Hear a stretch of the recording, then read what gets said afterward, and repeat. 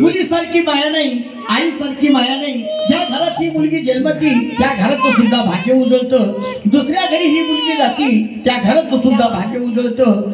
मग बघा, एका कविकारानं सांगितलं की मुलगी जी आपल्या घराची लक्ष्मी असती आणि मुलगा आपल्या वंशाचा दिवा असतो. पण ती दिवा बी तसंच पाहिजे. लक्ष्मी दोन्ही घरचा उद्धार करती आणि मुलगी जाताना काय म्हणत असती बघा, ह्या गाण्यातून लग्नाची तयारी होती. आई वडील त्या मुलीला वाटायला होता, भाऊ दिनरात राबवतो. बघा, असं त्या दोन्ही बहीण भावाचे भांडणं रोजचे होत असतात.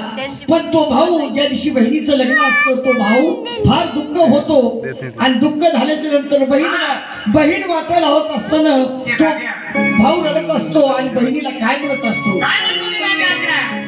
सासरीला बहीण घाली भावाची लाडी निसाली माहेरची निसाली माहेरची